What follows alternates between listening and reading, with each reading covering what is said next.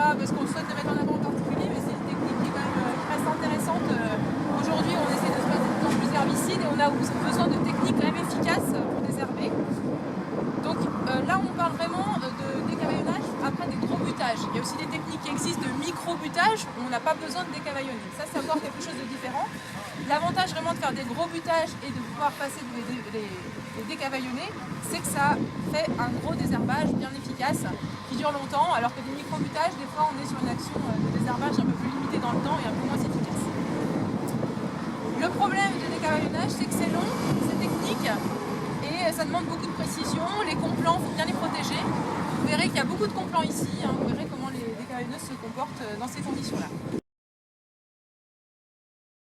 On va avoir ce modèle-là qui est noté Discomatic maintenant, c'est le Pétalmatic Plus. Donc c'est un outil, l'idée c'est un disque en forme de trèfle horizontal et soit on garde les pales verticales pour avoir un outil de débutage, soit on peut les enlever et là on est sur un outil de binage.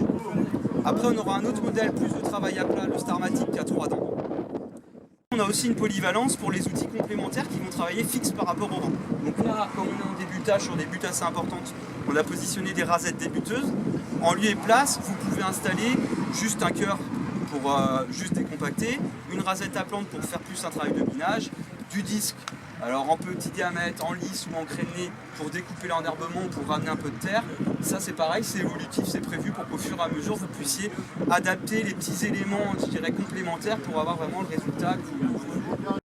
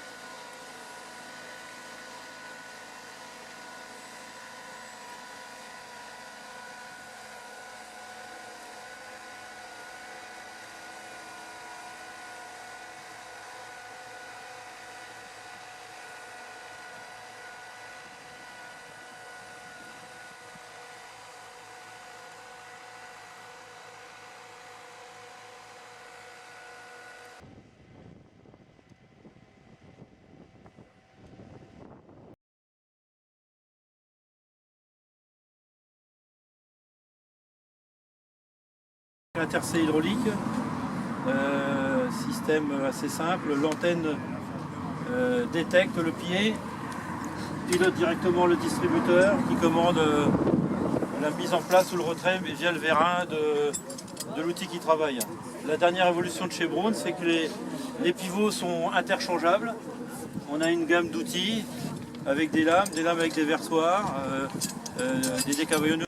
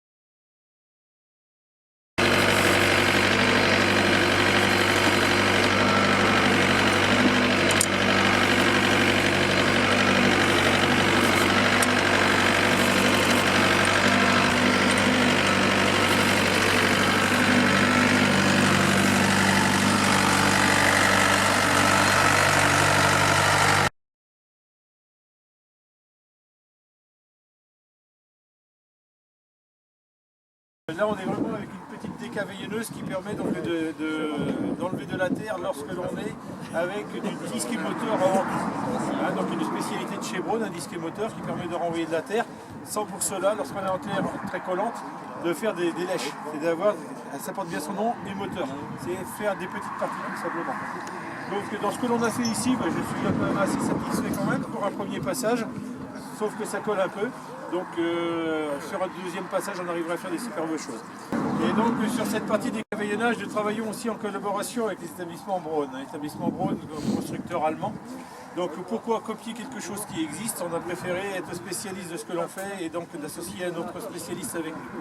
Ce qui ne nous empêche pas quand même de faire évoluer les outils par rapport à vos besoins. Et donc entre autres ici, il y a un calculateur un petit peu différent. Les couleurs sont bleues parce que c'est nos couleurs à nous, mais les plaques dessus sont restées les plaques constructeurs.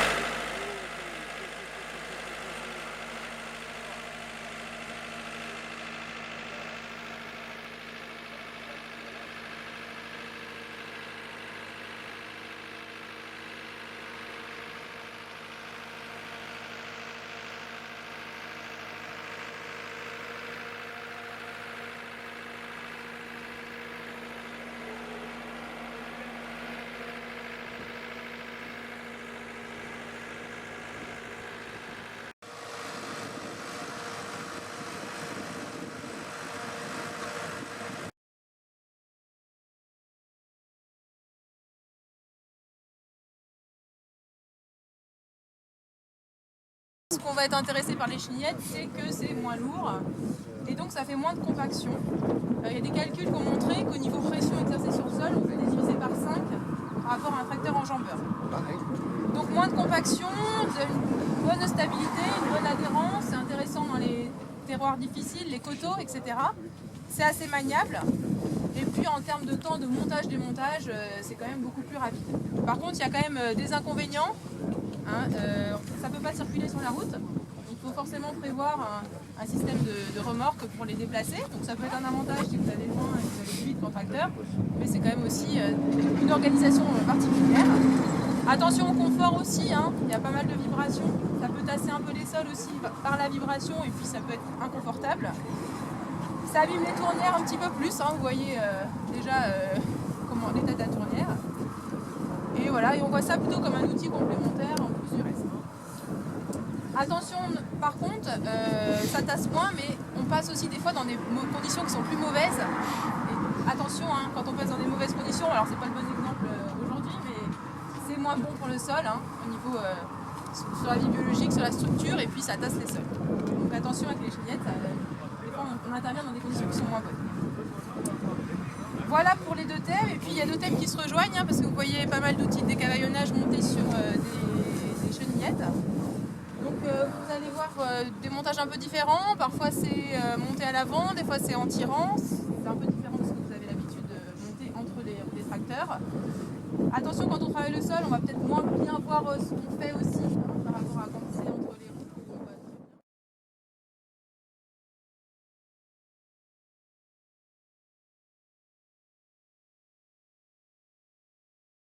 permet d'utiliser un petit moteur, en l'occurrence c'est un 16 chevaux bicylindre, et ce brevet joue sur le fait que le vilebrequin moteur entraîne en parallèle le groupe hydraulique de pompe à débit variable. Donc pour les deux chenilles, on est sur du débit variable, ce qui donne des commandes extrêmement souples et précises, qui ne consomme que 6 chevaux. Et parallèlement à ce groupe de compression hydraulique, par une grosse courroie crantée, on entraîne une prise de force mécanique. Sur cette prise de force mécanique, on récupère donc une dizaine de chevaux. Là, celui-ci est équipé en 3 points avec un cardan, puisqu'il alimente la turbine et la pompe. Il y a aussi une attache rapide qui est sur l'autre chenillard, qui permet d'alimenter des outils rotatifs comme le broyeur à sarment. Donc dans ce cas, le siège pivotant autour des commandes, quand on veut alimenter des outils avant comme la tondeuse à fléau ou le broyeur à sarment, le siège on le positionne de cette façon de manière à travailler en marche avant. Lorsqu'on veut positionner des outils arrière comme le rotavator, le préparateur de sol ou les charrues comme on voit là-bas sur le 3 points ou l'atomiseur comme il est là, on travaille donc dans ce sens avec les outils à l'arrière. Alors dans les outils adaptables, vous avez donc ici l'atomiseur.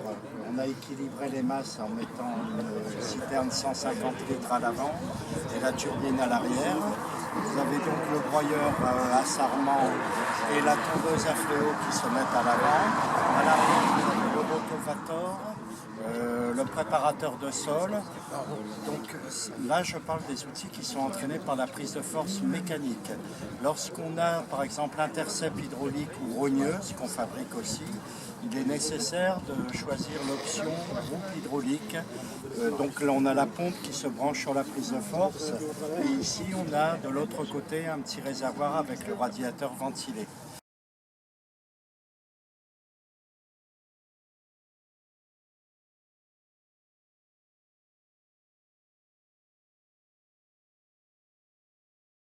D'un chenillard Drago, fabriqué par M. Jean-Paul Bess, ici présent. Ce modèle est donc à voie variable hydraulique, depuis 85 cm au minimum jusqu'à 1,05 m ortho. On a des largeurs de chenilles variables de 270 à 320 mm. Et puis on a donc un engin qui peut recevoir une cabine, qui est une cabine pressurisée ou pas, et avec un poste de conduite qui est pivotant. Donc on peut travailler en poussée ou en tirée. Le moteur délivre 70 chevaux. On a un centre de gravité très basse qui permet d'aller dans des coteaux déjà bien importants. Donc ici vous avez un exemple du Drago avec un châssis réglable avec un équipement d'intercébrone. Et puis là-bas, vous avez un équipement en poussée avec des intercébellum.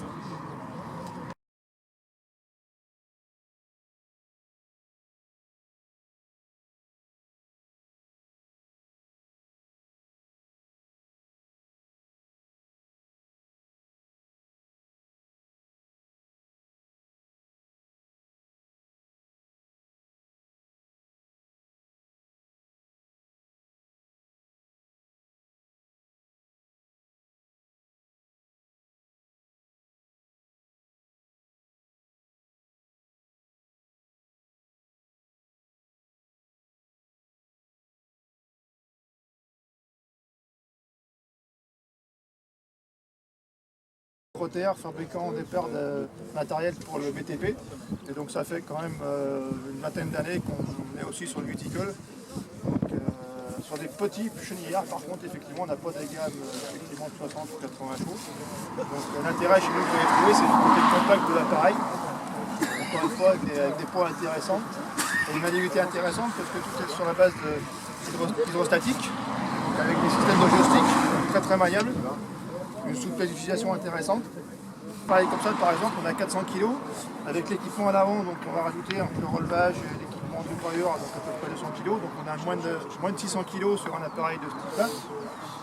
Donc réparti sur 2 chenilles donc de 1 mètre de portée au sol, donc effectivement qui permet vraiment une répartition intéressante et même professionnelle à 32 chevaux et demi en moteur diesel, avec différentes possibilités d'adaptation, effectivement, différentes largeurs, on va dire pour ce qui concerne entre 68 et 78 cm en général, avec des puissances hydrauliques effectivement et différentes sorties possibles. On va de 3 sorties à 6 sorties hydrauliques, donc sur les accessoires qu'on peut monter dessus, avec des litrages effectivement différents. Motorisation de 9 chevaux essence, donc 13 chevaux, 24 chevaux, 28 chevaux et 32 chevaux en diesel. Donc toutes les solutions sont possibles, encore une fois, sur les grosses versions. Pouvoir monter de la rogneuse, de l'atomiseur, du système pendulaire, des outils du sol, avec relevage donc avant ou arrière possible. Des systèmes d'inverseurs de marche. Alors celui-là, on n'est pas équipé, mais effectivement, on a la possibilité de mettre des inverseurs de marche également. Prise de force, donc on va commencer au niveau des débits d'huile hydraulique à partir de 21 litres, jusqu'à beaucoup plus sur les plus gros. Et donc différentes solutions, effectivement, encore une fois, au niveau des sorties, suivant le besoin.